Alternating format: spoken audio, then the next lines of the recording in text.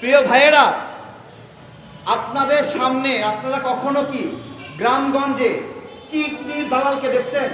ওই যে কিডনি বিক্রি করে না, কিডনি দালাল দেখছেন? কিডনি দালালদের কৌশল কি বলেন তো? যে একটা কিডনি হলেও চলে নাকি? আরো কি কি কৌশল? নগদ টাকা পাওয়া যাবে। আবার আরেক ধরনের দালাল আছে, চিকিৎসার কথা বলে ঢাকায় নিয়ে আইসা গোপনে কিডনি খুইলে নেয়। ডক্টর ইউনূস হলো সেই কিডনির দালাল, সেই কিডনির দালাল যে আমাদের চট্টগ্রাম বন্দরের চিকিৎসার কথা বলে এই কিডনি খুলে নিয়ে আমেরিকার হাতে দেওয়ার আয়োজন করছে। মিল আছেনি? উনি বলে যে এদের কিডনি সমস্যা হয়েছে, এটা নাকি অসুস্থ, এটা সুস্থ করতে হবে। এখন সুস্থ করলে কি করতে হবে? আমেরিকার হাতে দিতে হবে, করিডোর দিতে হবে, ডিপি ওয়ার্ল্ডের কাছে দিতে হবে। কিডনির দালাল ধরা খাইছে নি? ধরা খাইছে। সাবধান হয়ে যান। পাঁচ হাতে ঘোষণা দিলাম, যখন আমাদের সমন্বয়করা হাসিনার কাছে নথি স্বীকার করলো, হাসিনাকে মা ডাকলো, নথি স্বীকার করলো, আন্দোলন বন্ধ করে দিল, তখন ঘোষণা দিলাম যে দেশের মালিকানা বুঝে নিতে এসেছি। ও মা, দেশের মালিকানা ঠিকই নিয়ে গেলাম, আমরা ঠিকই বুঝে পাইলাম, কিন্তু মালিকানা নিয়ে নিল যারা এই আন্দোলনে অংশগ্রহণ করে নাই, এমনকি তাদের অনেকে বাংলাদেশের নাগরিকও না, যারা আমেরিকান নাগরিকত্ব নিয়ে আছে, কানাডার নাগরিকত্ব নিয়ে আছে, অস্ট্রেলিয়ার নাগরিকত্ব নিয়ে আছে। একদল ক্লাবের মেম্বার যারা রাত 11টা হলে মাল খেয়ে টাল হয়ে গল্প করে, তারা মিলে আমাদের অন্তর্বর্তীকালীন সরকার গঠন করলেন। আমার দেশের মালিকানা পাওয়া আর হলো না। যুদ্ধ করলাম আমরা, লড়াই করলাম আমরা, 666 কোটি টাকার কর মাপ নিয়ে গেল ডক্টর ইউনূস। ডক্টর ইউনূসের কর চুরি করা নতুন কোনো ঘটনা না।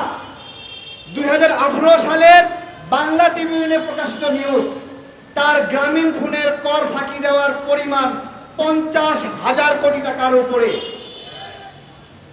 এক ডক্টর ইউনূস শুধুমাত্র গ্রামীণ ফোন দিয়ে 50,000 কোটি টাকা লুট করেছেন করের নামে।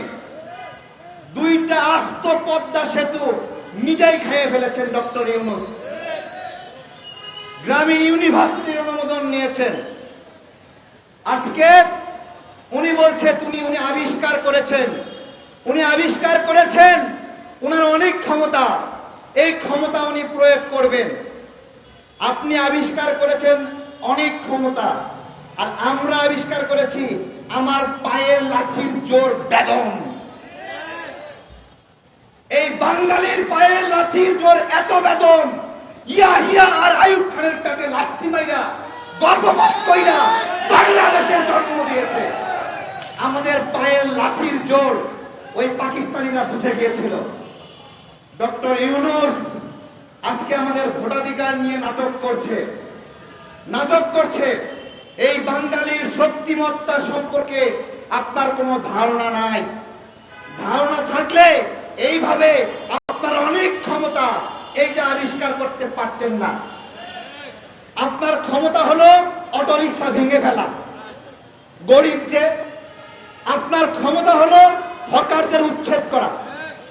হাতে পায়ে ধরে বলছে আমার রিক্সাটা ভাঙবো না, তারপরেও ভেঙে দিচ্ছে। হাতে পায়ে ধরে বলছে আমার এই ফুড ভ্যানটা ভাঙবো না, ভেঙে দিচ্ছে। আর এক পাল টোকাইকে সারা বাংলাদেশে জেলা প্রশাসক, উপজেলা প্রশাসক, সচিবালয়ে ঢুকায় দিছে, যারা মাস্তানি করে, রাত 12টায় মব সৃষ্টি করে, চাঁদাবাজি করে। 90 ডাকাতের আবির্ভাব হয়েছে। আর এই হান্নান মাসুদরা সেই 90 ডাকাতদের সর্দার, তাদেরকে উদ্ধার করতে যায়। আমার কথা বাংলাদেশের নাগরিক বৃন্দ, যেখানে এই টোকাইরা মব সৃষ্টি করবে, লাঠি দিয়া হাঁটু ফাটাই দিবেন, একবারে একবার টেনে ফাটাই দিবেন, নলি খুইলা পকেটে ধরাই দিবেন। বাংলাদেশে আর এই মবতন্ত্র হতে দেওয়া যাবে না। এই মবতন্ত্রের কবর দিতে হবে। বাচ্চা বাচ্চা ছেলে পেলে স্লোগান দেয়, মবের স্লোগান দেয়, দিয়ে মানুষকে জিম্মি করে। এখন মানুষ ছোট ছোট বাচ্চা ছেলে কিছু বলতেও পারে না। আচ্ছা, বাচ্চা ছেলে শখ করে করছে, করুক না, শখ করে করছে, করুক না। এই হান্নান মাসুদরা একটা ব্যাংকের এমডিকে পদত্যাগ করানোর জন্য সেখানে পাঠায়, আর ফোন দিয়ে নেগোশিয়েট করে যে পদে থাকতে কত টাকা লাগবে। আমরা কি এই টোকাইদের হাতে বাংলাদেশ দেখতে চাই? আমরা চাই? আমরা চাই না। নির্বাচন নিয়ে তালবাহানা হচ্ছে। আমরা ভাত খাওয়ার সময় সামনে কুত্তা আসলে কি করি বলেন তো? কুত্তা এলে কি করি বলেন তো? না, আমরা ভাত খাওয়ার সময় কুত্তা এসে চাইয়ে থাকলে বলি আগে কুত্তা খেদাই, তারপরে ভাত খাই। নির্বাচনের বিষয়ে আমি বলবো আগে কুত্তা খেদানো, তারপরে নির্বাচন আয়োজন করব। এই কুত্তারা নিজেরা কি করতে যাচ্ছে শোনেন। উপদেষ্টা পদেও থাকবে, আবার নির্বাচন করবে, স্বপ্ন দেখছে। তাহলে বলেন আগে কুত্তা খেদানো জরুরি কিনা? কুত্তা খেদানো জরুরি। কুত্তা না খেদালে কি হবে? পেটে ব্যথা হবে, নজর পড়বে। বাংলাদেশের গণতন্ত্রের উপরে শকুনের নজর পড়েছে। যেই শকুন অনেক জনপ্রিয়, যেই শকুন বন্দর যদি দিতে চাই, তাহলেও জনগণ বলে দিয়ে দাও বন্দর, দিয়ে দাও বন্দর। বিষয়টা গতকাল বলেছিলাম। পাবনার এক এমপি এক গৃহবধূকে ধর্ষণ করেছে। সেই গৃহবধূ ধর্ষণের বিচার চায় না, বলে এমপির সঙ্গে বিয়ে দিয়ে দাও। ওই গৃহবধূ যদি কোনো রাখালের দ্বারা ধর্ষিত হতো, তাহলেও কি বিয়ে হতে চাইতো? বলেন তো? না, বড় লোক দেখছে, এই জন্য ধর্ষিত হওয়ার পরেও ধর্ষণের বিচার না চাইয়ে বলতেছে বিয়ে দেন। আমেরিকারে বড় লোক মনে করে বলতেছে ধর্ষিত হই না, সমস্যা কি, বড় লোকই তো আছে। আরে ভাই, আমেরিকা তো শুধুমাত্র ধর্ষক না, তার বীর্যপাত করে ক্ষান্ত হবে না, আমার দেশ মাতাকে ছিন্ন ভিন্ন করে খাবে। এইটা কি কখনো বিবেচনা করেছেন?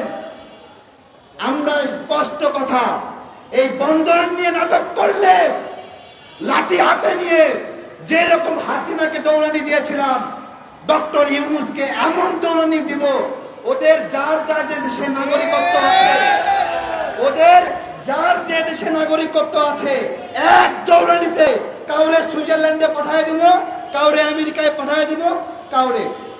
আরে ভাই, ডক্টর ইউনূসকে বলি, ধরেন আপনি দুর্বল হয়ে গেছেন, আপনার পরিবারকে সার্ভিস দিতে পারছেন না, তাই বলে কি আপনার পরিবারকে আর একজনের কাছে বর্গা দিবেন?